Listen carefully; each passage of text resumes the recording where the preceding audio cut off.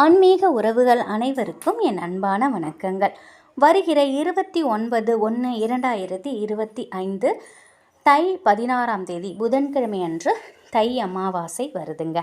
முன்னோர்களுக்கு திதி கொடுக்கும் பொழுது ஒருபோதும் இந்த தவறை மட்டும் செய்யக்கூடாது. இதனால் நம்ம தலைமுறைக்கு முன்னோர்களோட சாபம் கிடைக்கும். அது என்னங்கிறத இந்த பதிவில் நம்ம பார்த்துடலாம். முதல்ல அமாவாசை திதி எப்போ வருதுங்கிற டைமிங் பார்த்துருவோம். 28/1/2025 செவ்வாய்க்கிழமை இரவு 8:10 அமாவாசை திதி ஆரம்பிக்குது. 29/1/2025 புதன்கிழமை இரவு 7:21 வரைக்கும் அமாவாசை திதி இருக்குது. நம்ம வீட்டில் நம்முடைய தாய் தந்தையர், நம்முடைய முன்னோர்கள் யாராக இருந்தாலும் சரிங்க, இருக்கிற வரைக்கும் அவங்கள நல்ல விதமாக நம்ம பார்த்துக்கணும்.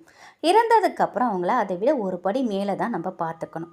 ஏன்னா இறந்ததுக்கப்புறம் அவங்களோட ஆத்மா அவங்களோட உயிரோடு இருக்கும் பொழுது செய்ய முடியாத நன்மைகளை அவங்க இறந்ததுக்கப்புறம் அந்த ஆத்மா நமக்கு செய்யும். நம்ம அவங்கள முறையாக நம்ம வழிபட்டோம் அப்படின்னாக்கா நிச்சயமாக நம்முடைய வேண்டுதல் கட்டாயம் நிறைவேறும். அப்படி நம்ம வழிபட தவறணும் அப்படின்னாக்கா நம்ம வாழ்க்கையில் பெரிய ஒரு துன்பத்திற்கு நம்ம ஆளாகக்கூடும். இந்த திதி ஒருத்தவங்க இறந்து ஒரு வருடம் கழித்து வரும் வருடாந்திர திதியை மட்டும்தான் திதி கொடுக்கணும்னால நினச்சிக்கிட்டு இருக்கோம். ஆனால் அது அப்படி இல்லை. வருடாந்திர திதி முக்கியமானது தான். ஆனால் மாதம் வரும் அமாவாசை திதியை நம்ம விட்டுடக்கூடாது. நிறைய பேரை நம்ம பார்த்துருப்போம். எவ்வளோ சம்பாதிச்சாலும் கையில் நிற்க மாட்டேங்குது. எந்த தொழில் தொடங்கினாலும் அதில் நஷ்டம் ஏற்படுது. வீட்டில் ஏதாவது ஒரு பிரச்சனை அடுத்தடுத்து வந்துக்கிட்டே இருக்குது. குழந்தை பிறந்திருக்கும், பார்த்திங்கன்னா ஏதோ ஒரு குறையோடு பிறந்திருக்கும். திருமண வயசை தாண்டி கூட திருமணம் ஆகாமல் நம்ம வீட்டில் ஆணோ பெண்ணோ இருப்பாங்க. அப்படி கல்யாணம் ஆகியிருந்தாலும் அவங்களுக்கு குழந்தை பாக்கியம் இல்லாமல் இருப்பாங்க. நம்முடைய பிள்ளைகள் பார்த்தா அவங்க எவ்வளோ தான் கஷ்டப்பட்டு படித்தாலும் சரிங்க, அவங்களுக்கு படிப்பே ஏறாது, மந்தமாகவே இருக்கும். எதற்கு தான் வாழறோம் அப்படின்னே புலம்பு அளவிற்கு துன்பம் நம்மளை துரத்திக்கிட்டே இருக்கும். இதற்கெல்லாம் காரணம் என்னன்னு பார்த்தா கண்டிப்பாக பித்ருதோஷமாக தான் இருக்கும். பித்ருதோஷங்கிறது இறந்தவங்களோட ஆன்மா சாந்தி அடைஞ்சு நம்ம வாழ்த்தலை அப்படிங்கிறது தான் அது குறிக்குது. பித்ருதோஷம் வராமல் இருக்கிறதுக்கு நம்ம முன்னோர்களை முறைப்படி வணங்கணும். மாதம் வரும் அமாவாசை திதியில் இறந்தவங்களுக்கு பிடித்ததை நம்ம சமைச்சு படையல் போட்டு அவங்களே வணங்கணும். இந்த நாளில் நிச்சயமாக நம்ம ஏழை எளியவங்களுக்கு நம்மளால் இயன்ற அளவுக்கு ஏதாவது ஒரு பொருட்களையோ உணவையோ ஏதோ ஒன்று நம்மகிட்ட என்ன இருக்கோ அதை தானமாக கொடுக்கணும். அப்படி கொடுக்கும் பொழுது அந்த இறந்தவர்கள் இருக்காங்க இல்லையா, அவங்க யாரோ ஒருத்தர் மூலயமா அதை நம்மக்கிட்ட அவங்க தானமாக வாங்கிப்பாங்க அப்படிங்கிறது ஒரு ஐதீகம். ஆனால் கட்டாயம் நம்ம தானம் கொடுக்கணும். அதே போல் ஒரு குடும்பத்தில் 4 பிள்ளைகள் இருக்காங்கன்னு வச்சுக்கோங்க. மூத்தவங்க மட்டுமே தொடர்ந்து அமாவாசை திதி கொடுத்துட்ருப்பாங்க. மற்றவங்க 3 பேர் என்ன செய்வாங்க, பெரியவங்க தான் கொடுக்குறாங்களே நம்ம ஏன் கொடுக்கணும்னு அமைதியாக இருந்துருவாங்க. அந்த மாதிரியும் இருக்கக்கூடாது. மற்ற 3 பிள்ளைகளும் கட்டாயம் திதி கொடுக்கணும். இதில் எள்ளும் தண்ணீரை இறைக்கிறது கொல்லி வச்சவங்க மட்டும்தான் செய்வாங்க. மற்ற பிள்ளைகள் செய்யக்கூடாது. அவங்க அமாவாசை தேதியில் சாதம் வைத்து படையல் போடுவது, யாருக்காவது தானம் கொடுப்பது, இது போன்ற விஷயங்களை மற்ற பிள்ளைகள் கட்டாயம் செய்யணும்.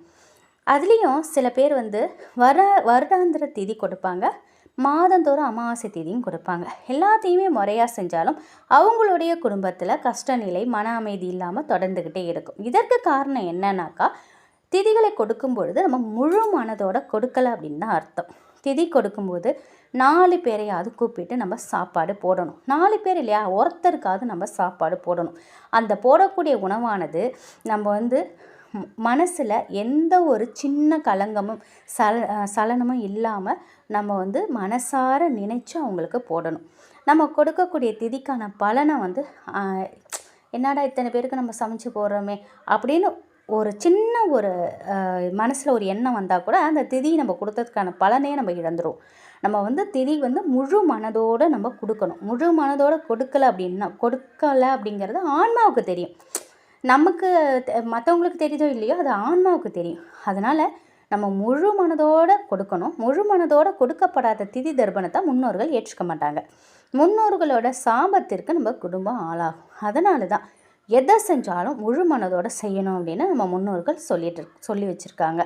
அதனால் அமாவாசை திதியை முறைப்படி கொடுத்து நம்ம முன்னோர்களின் ஆசீர்வாதத்தை நம்ம பெற்றோம் அப்படின்னா நம்முடைய வாழ்க்கை நல்ல முறையில் நம்ம வாழலாம். அதனால் முன்னோர்களுக்கு திதி கொடுக்கும் பொழுது மனதில் எந்த சலனமும் சஞ்சலமும் இல்லாமல் முழு மனதோடு நம்ம அவங்களுக்கு கொடுக்கக்கூடிய திதி தர்ப்பணத்தை அவங்க சந்தோஷமாக வாங்கிக்கிட்டாங்கன்னா நம்மளுடைய தலைமுறையாக சந்தோஷமாக ஆரோக்கியமாக செல்வ செழிப்போடு இருப்பாங்க. அப்படி நம்ம மனசில் ஏதாவது கஷ்டத்தோடு நம்ம கொடுத்தோம் அப்படின்னாக்கா கட்டாயம் 7 ஜென்மத்து பாவம் நம்மளை துரத்திக்கிட்டு தான் இருக்கும். அதனால் அமாவாசையில் மறக்காமல் திதி தர்ப்பணம் செய்யுங்க. படையிலிட்டு படைச்சி காக்கைக்கு சாப்பாடு வைங்க. யாராவது ஒருத்தருக்காவது வயிறார சாப்பாடு போடுங்க. அதனால் கட்டாயம் இந்த ஒரு விஷயத்தெல்லாம் நீங்கள் செஞ்சுக்கிட்டு வாங்க. நிச்சயமாக வருகிற காலம் உங்கள் வாழ்க்கையில் மிகப்பெரிய அளவு நல்ல முன்னேற்றங்கள் ஏற்படும். உங்களுடைய முன்னோர்கள் உங்களை வாழ்த்துவாங்க. அந்த வாழ்த்து கிடைச்சாலே போதும், கட்டாயம் உங்களுக்கு மிகப்பெரிய அளவில் நல்ல மாற்றம் உங்கள் வீட்டில் தெரியும். இன்னும் சொல்லப்போனால் முன்னோர்களோட ஆசி கிடைத்தால் மட்டும்தான் நம்ம குலதெய்வ ஆசையே நமக்கு கிடைக்குமா. குலதெய்வ ஆசி கிடைத்தால்தான் மற்ற நம்ம இஷ்ட தெய்வங்களோட ஆசையும் நமக்கு கிடைக்குமா. அதனால் முதல்ல நம்ம முன்னோர்களோட ஆசையை நம்ம வாங்கணும். வாங்கினாலே நம்ம வாழ்க்கையில் வசந்தம் கட்டாயம் வீசும். அமாவாசை தினத்தில் எப்பொழுதுமே உங்கள் வீட்டில் நிறைஞ்ச சுமங்கலி வயசானவங்க இருக்காங்கன்னா அவங்கக்கிட்ட ஆசீர்வாதம் வாங்கி குங்குமம் வச்சுக்கோங்க.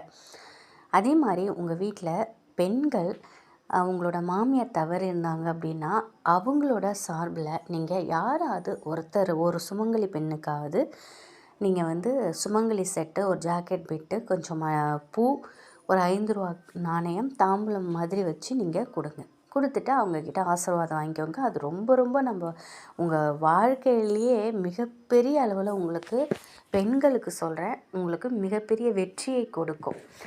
கட்டாயம் அமாவாசை நாளில் யாராவது ஒரு சுமங்கலி பெண்கள்கிட்ட நீங்கள் ஆசீர்வாதம் வாங்கிக்கோங்க. அது உங்கள் தலைமுறைக்கே உங்களுக்கு மிகப்பெரிய அளவில் உங்களோட குழந்தைகளுக்கு அது புண்ணியத்தை சேர்க்கும் அப்படின்னு சொல்லலாங்க. அந்தளவுக்கு ஒரு மிகப்பெரிய அளவில் நமக்கு நன்மையை கொடுக்கக்கூடியது. அதையும் நீங்கள் மறக்காதீங்க. அதேமாதிரி வயசில் மூப்பில் யாராவது இருந்தாங்கன்னா அவங்களுக்கு கூப்பிட்டு அவங்க நீங்கள் முழு மனதோடு அவங்களுக்கு வயிறார சாப்பாடு போடுங்க. இதை நீங்கள் எப்பொழுதும் அமாவாசை தினத்தில் நீங்கள் பின்பற்றிட்டு வந்தீங்க அப்படின்னா கட்டாயம் உங்களுக்கு உங்களுடைய முன்னோர்களோட முழு ஆசீர்வாதமும் கட்டாயம் கிடைக்கும். பெண்கள் இதை தவற விடாதீங்க. நிச்சயம் இந்த ஒரு தகவல் உங்களுக்கு பயனுள்ளதாக இருக்கும் அப்படின்னு நம்புகிறேன். நன்றி.